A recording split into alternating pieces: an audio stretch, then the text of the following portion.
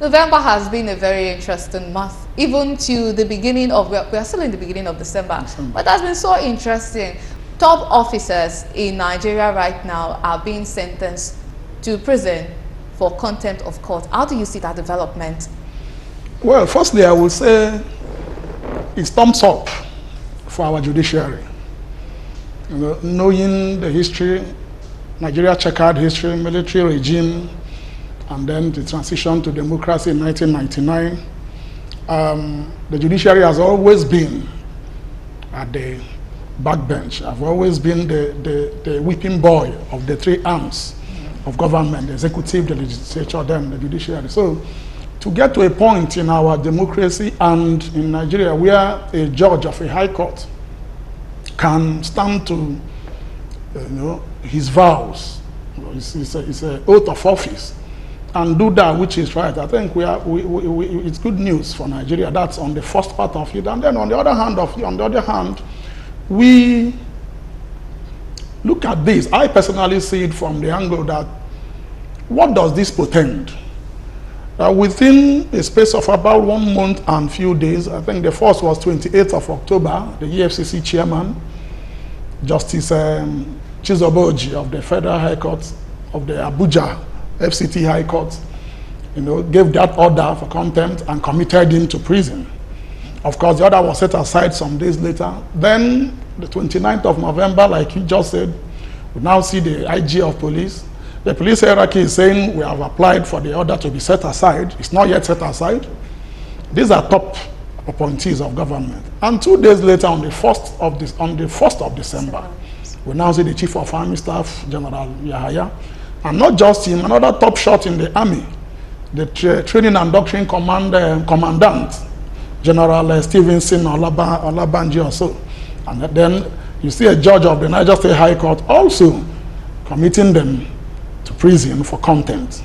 Now it says something about how our appointed officials and even elected officials treat orders of court. So I will stop here for now. So for one, it's cheery news that our courts have come up to say, yes, this is wrong, and I'm going to pronounce, no matter who you are, no matter how highly placed you are, knowing our history. And on the other hand, what does this say about our government, about our officials, about the people? It means orders were made and they were not obeyed. For the court to now come subsequently to say, you didn't obey this order, I'm going to commit it for contempt. That is something that is not also cheery. Okay, all right. We've seen them being charged for contempt of court. So I'm going to direct this question to Niyi Aborishade, who is joining us from Ibadan. All these officers that were charged, what they were charged with, it did not happen when they were in office. We have the one of the IGP dating back to 1994. He was not in office then when this officer that was in question, when he was wrongfully dismissed from office. Same thing with the one of the Chief of Army Staff. It was when the previous Chief of Army Staff was there. But then we have them bearing the brunt. Should this be allowed?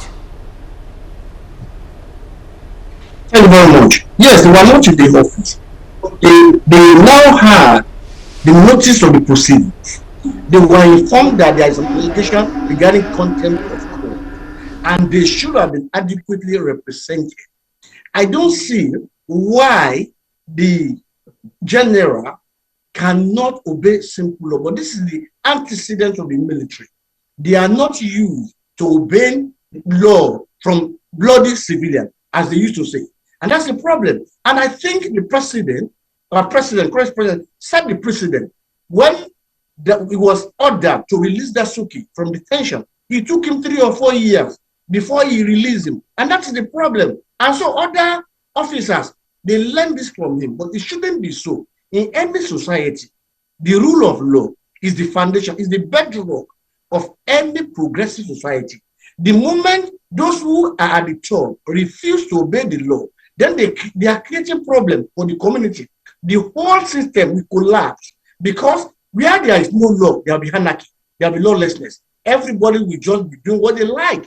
But where there is law, and those who are supposed to uphold the rule of law are the one breaking the law, then they are setting bad precedent. This should change. This should change. The interesting part of it is this. All the judges that made this order, they gave a leeway and escape route for all those people to comply. I even see this as a warning than order, because the moment they comply with the initial order that premeditated the proceedings of the contempt of court, then they have discharged the body. That means that order will not be effective. But still, instead of complying, they are still applying to set aside the order. This is not good for the country. Something has to be done. The rule of law is equal. Everyone is equal before the law, and they have to cooperate with the law. Otherwise, the whole system collapses. Everybody will do what they like, and no one will obey the law anymore, and that's not good. So the president must step in this time around. He is the commander of the chief. All the forces are under him. He must ensure that they obey the order of the court. Thank you very much. Well, I'm starting to envisage so much to be done by the current, well, whoever is holding any office, and then they are charging them maybe for contempt of court, the one carried out by their predecessor. Would it not be appropriate if the court charged the Chief of Army Staff, the IGP, the EFCC boss that was in power when the contempt took place? Would that not be appropriate? No. It is the office that have the problem, not an individual per se, because it's the IG. Whosoever be the IG bears the burden now, because even before that contempt of court, they must have had the notice. Don't forget that government is continuum. Whosoever be in the office has a duty to carry out the order. What I'm trying to say is that even before this order was made, the IGP or the Chief of Army Staff, they were aware that there is a contempt of court, and they failed to send somebody to represent them and explain their position. This is a total disregard or flagrant disregard to the rule of law. Because before this proceeding started, I'm talking of the contempt of court itself, they were aware, they were sacked, and they are the one that is now holding the battle. So they should have sent a lawyer to represent them and explain their position. This was not done because they do not have intention to carry out the order anyway. They have total disregard for the rule of law, and they should not be excused. Whosoever be in power, for instance, if I'm a contractor, if the government holds me now and another government comes in, because government is a continuum, the new government has an obligation to pay a contractor. Similarly, whatever order or whatever procedures have been going on before the new regime still have obligation to meet that order. And they are failed to do so on this occasion. So it doesn't matter whether the predecessor or the successor, whoever be in power, he has a duty, and he is duly informed of the content of the procedures. So failure to follow that order is a total disregard for the rule of law and for the constitution of Nigeria that even created the position that they are sitting on. And it's not good. Okay, all right, thank you very much. And now to Tolu Babaleye. I gather that this is the first time we are experiencing this in Nigeria's history. Like, we've not heard of court suing, court charging IGP, EFCC boss, Chief of Army Staff. These are the people that you would think have immunity, and we have this being carried out the first time in the history of Nigeria. What do you think is responsible for this boldness we have seen in the judiciary in recent days? Well, thank you. Nigeria is under democratic rule, and in democracy, the highest organ in democracy is law. And when you talk about law, you talk about judiciary. What you are witnessing is due to the fact that we are in democracy. And it is still like this because Nigerian democracy is still in progress. In the same climb, by now the Chief of Army Staff, the EFCC's chairman or whoever are supposed to be behind bars. But because Nigerian democracy is a work in progress, that is why we are still at this level. I commend the judiciary for taking the bull by the horn at this time. But the problem we have now with all this order is who will bail the cat. If you now give an order to a policeman to arrest the IG, is it the inspector or the police constable that will arrest his overlord IG, or who in the military, or is it the police that will come and arrest the chief of army staff, or who is going to arrest the EFCC's, chairman? These are the problems we still have with our democracy. I want to propose for, an amendment of our constitution to place the court over and above everything. Let whatever court says, let whatever order the court gives be implemented. There should be a special police created by the constitution to deal with this kind of situation, so that whenever a court gives an order, it will be implemented. It's not that a court will give an order, the person against whom order is giving will go to the next day, cap in hand, and be say, I want to apply for the order to be varied. The issue is obey before complain. Even when a court order is bad, however incredibly bad it may be, you first of all obey before you now say, let me complain about it.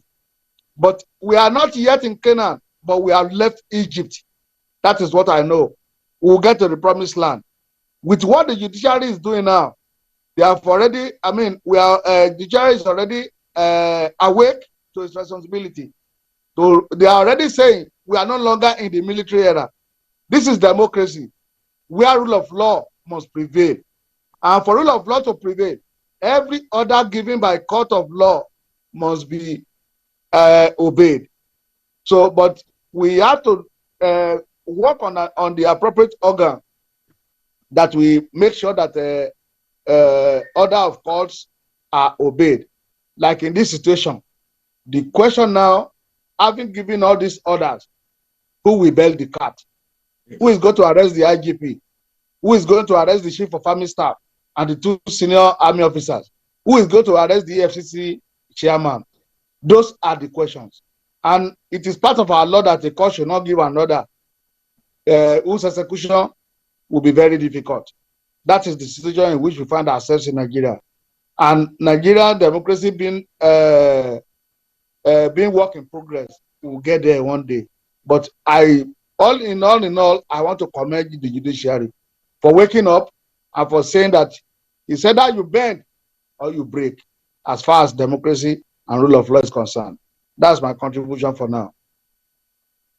Thank you very much for that. And what you've raised a very brilliant point. Who is going to bail the cat? And I hope this would not be an issue of having the bigger bark than the bite, because like you said, they've already given the order, arrest the IGP, arrest the chief of army staff. Who is going to do it? Really, that is a big question. And I have to ask you, what do you propose, or how do you even propose that should be carried out? He has given the suggestion of the constitution creating a security, or a police that will be able to carry out such orders. But for right now, what we have in ground, what is obtainable for us? Yes, like I said earlier, what we are witnessing is a hangover, absolute hangover from the military era. That's the truth. The rule of force, brute force, not respect for the rule of law. And that is the reason up till now, the Army High Command has not issued a statement, either saying they got the order made by the Niger State High Court, or denying same, or explaining something that shows you for me, it is the disdain, the disdain at which they hold Nigerians and the judiciary. And because of what we call force, the brute force, just like the last speaker said, is it the police that is going to arrest their IG? Is there a police inspector or a sergeant? Okay, is there a policeman now that will go to arrest the chief of army staff? But that should not be. Like he said, in Senate climes, these men should not be in office as of today. Okay? But because we are not in a sane climb, not to talk of Senate climb, we see these things and life just goes on. So who will bail the cat? If you go to arrest him, you won't even get a kilometer near any of these officers to say you're going to arrest them. And that speaks volumes about what we practice in Nigeria as democracy. The international community is watching. People are taking note. And I'm going to use this opportunity to call on civil society. such things, when we get to this level, the judiciary has for once risen up to back. We shouldn't let them down. We should come up, we should arrange. It's not about personal interest. If you as the chief of army staff, if you don't have a personal interest in whatever order was made against you, then you should allow that order to be executed. So with the IG of police, that of the IG has to do with the order of a court to reinstate a former senior police officer way back in 1993. And in 2011, that judgment was revisited. Yes. And now in 2022, how many years are we talking about? Now they have gone That's to like 28 years ago, 29 sure. years ago. Now they've applied to set aside that order. And then they're saying, one, the IG wasn't the IG then. That is balderdash, in my view. Oh, sure, because the government, like one of the speakers said, is a continuum. You inherit whatever the previous office holder kept. It's the bag and the baggage, you go with it. The perks of the office, you are enjoying it. So you cannot at the same time say you're not aware. And by the way, what the court is saying is do the right thing. That's just the bottom line of what all these orders are about. That we can't continue. It can't be impunity as usual. It can't be business as usual. So to say now who is going to arrest these men, who will bear the cat, it's a big question. It's a big question. But civil society, rights and well-meaning Nigeria should rise up and begin to hold this government to account. The presidency should also wade in and say, come, these things have to be done right. It's not when protests and placards start and then you see policemen come out to say you didn't get the order to protest. No, but that's how it's going to be very soon, because the judiciary is now leading the way to say, I don't know who you are, but this is what the law that I swore to defend provides for, and this is what I'm going to do. Okay, all right. But if we look at the way the arm of government in Nigeria is, the judiciary is always being treated as the last born no one pays attention to, even if they give order. Because the contempt of court, disobedience to court order, it is something that has been going on for a very long time. And now that it seems that the judiciary is awakening and calling these people to attention to what they've done wrong, they are calling them to pay for their past deeds, so to speak.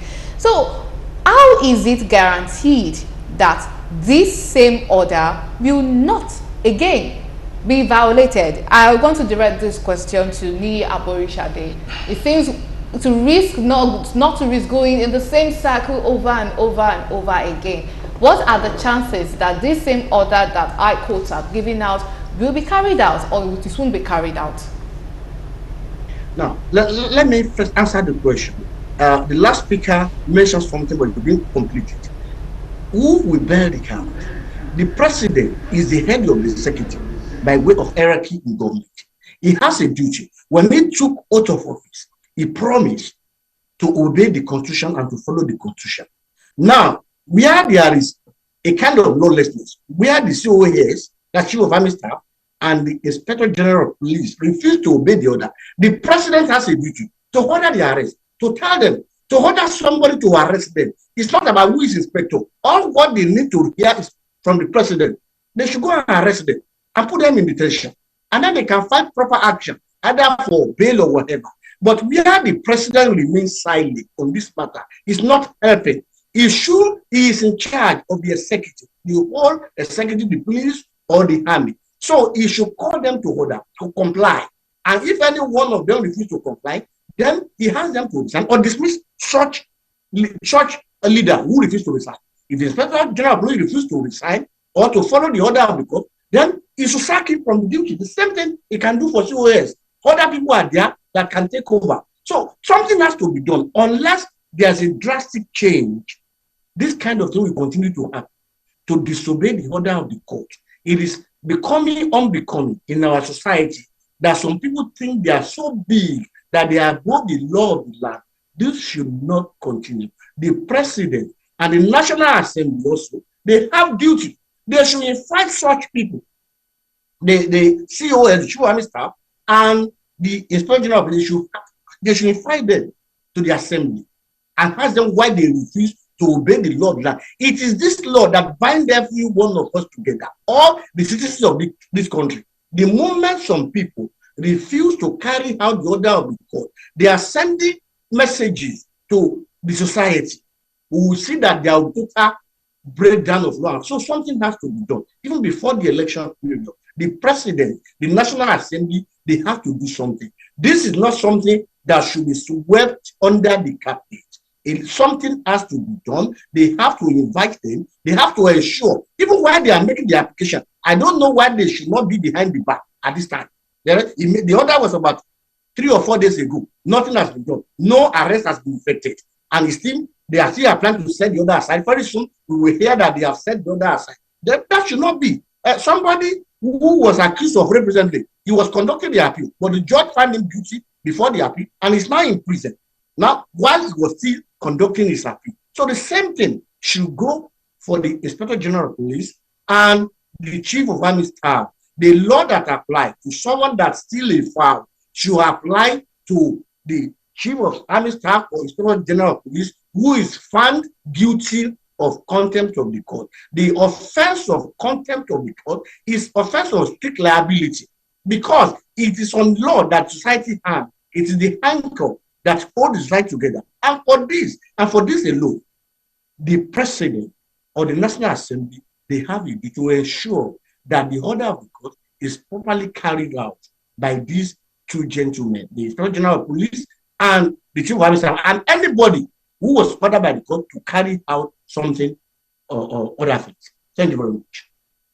All right, thank you very much for that. And it seems from the point you've made, it seems both the legislative, judiciary, and executive arm of government, the three of them must have this synergy. They must cooperate for us to have the rule of law being respected. Now, I want to ask Tolu Babalaye this question. How would you rate the cooperation between the legislative, the executive, and judiciary arm of government that would be able to uphold rule of law in Nigeria? Well, as it is now, the executive is seeing themselves as the principal, while others are just junior partners in the arm of government, the separation of power as we have it in Nigeria of today. Because it is the executive that controls the budget. And when they propose the budget, they also propose budget for judiciary. They propose budget for executive. We are all in this country. When the issue of judicial autonomy came up for a very long time, most of the governors, even up to now, some of the governors have not even allowed judicial autonomy in their various states. So when you look at the situation of the country, the executive arm of government look at themselves as a senior partner, whereas it is supposed to be three arms of government of equal proportion to back on what is called check and balances. And the executive is to execute the law and the policies. The legislature is to make the law, while judiciary is to interpret and punish whoever goes against what is to be executed. That is the synergy that is supposed to be. But in Nigeria, the executive lord it over everybody. They see themselves as first among equal, which is not supposed to be. And the only way by which the rule of law can become fully effective in Nigeria is for executive to know its limitation, for the judiciary to know its own powers, and for the legislature to know that it can act as check and balances on all the powers. So that is the only time that our system, as far as rule of law, will work. As it is today, just like the last speaker said, that is the president that is supposed to order the arrest of the IG, the Chief of Army Staff, and EFCC chairman. When you look at it, the president himself is guilty of contempt of court. I listened to the introductory paragraphs, introductory speech of Mr. Borishade, my learned friend of in the studio at Ibadan there, where he laid a very beautiful foundation that even the president himself refused to obey court order when the court order the release of Dasuki, who was charged with a lot of things that has not been proved up till now, up till tomorrow. But it took like 4 years. We don't know what happened. Maybe because the man wanted to die in prison. That is why they quickly, release him. His release was no longer based on court order. This is not supposed to be. Where the head is disobeying the court, what do you want other subordinates, like the IG, like the Inspector General of Police, to do? So it is time. We have the opportunity now that the Constitution is being amended for clauses, serious clauses, punitive clauses, that will make it immediate impeachment for whoever, for the president of Nigeria, if he refused, or any of his executives, or any of his officials refuse to obey a court order within 48 hours. Except we go, we amend our constitution and make the judiciary potent and alert to their responsibility. We may not have it the way we want it. Because a country in which judiciary is relegated to the background goes nowhere, because there will be impunity, there will be rule of force, and the person who believes that he has upper hand over his brother will always subjugate him. All we needed is to amend our constitution, make the judiciary very potent, and insert a clause. Let there be a special police to execute a court order, and insert a clause in the constitution that where the president or any of his officials is to pay court order within 48 hours, it should be an impeachable offense against the president. I think with this one, we'll get it right.